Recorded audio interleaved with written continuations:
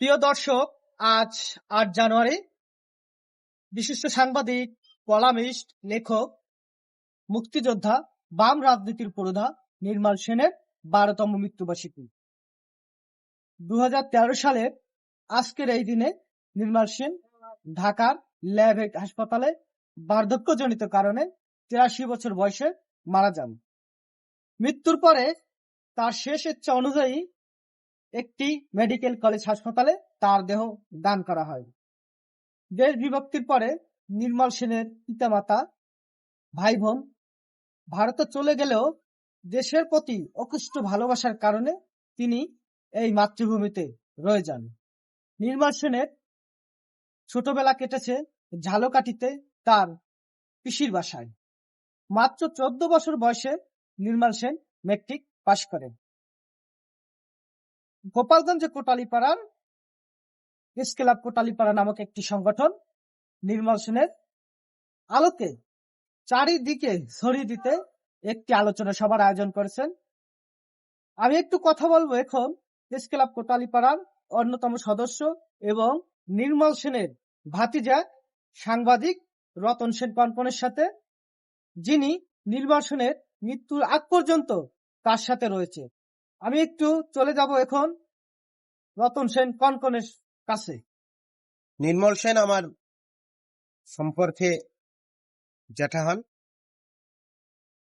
নির্মল সেনের সাথে আমার প্রথম যেদিন দেখা হয় তখন আমি ক্লাস 3-তে পড়ি। তিনি বেশি একটা বাড়িতে আসতেন না, ঢাকায় থাকতেন বেশি। রাজনীতি এবং সাংবাদিকতা নিয়েই তার জীবন চলাছিলেন।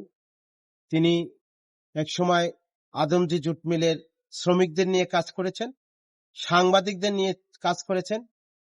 বাংলাদেশের যে বৃহৎ দুটি সাংবাদিক প্ল্যাটফর্ম আছে, একটা হচ্ছে ফেডারেল সাংবাদিক ইউনিয়ন, তিনি ওটার প্রতিষ্ঠাতা সভাপতি, আর একটা হচ্ছে প্রেস ক্লাবের তিনি আজীবন সদস্য। উনি সাংবাদিকতা এবং রাজনীতিকে দুই মেরু থেকে সমান তালে কাজ চালিয়ে গেছেন। নির্মল সেনের সান্নিধ্যে আসি আমি তার অসুস্থতার সময় থেকে। উনি ২০০৩ সালে স্ট্রোকে আক্রান্ত হয়ে অসুস্থ হন। যেদিন তিনি অসুস্থ হন সেদিন থেকেই আমি তার সাথে ওতপ্রোতভাবে ছিলাম। মৃত্যুর আগ দিন পর্যন্ত আমি নির্মল সেনের সঙ্গেই ছিলাম। নির্মল সেন এমন একটি নির্লোভ মানুষ ছিলেন যে তার যদি চলার পথে তার সমস্যা হলেও কখনো আমি দেখিনি তাকে মুখ ফুটে বলতে যে আমার এটা লাগবে ওটা লাগবে। সারা জীবন মানুষকে দান করে দিয়ে গেছেন, জীবনে কিছু নিয়ে যাননি। শেষ পর্যন্ত তার জীবনের যে শেষ মুহূর্তে তার দেহটি মানব সেবার জন্য তিনি দান করে গেছেন তৎকালীন পিজি হসপিটালে।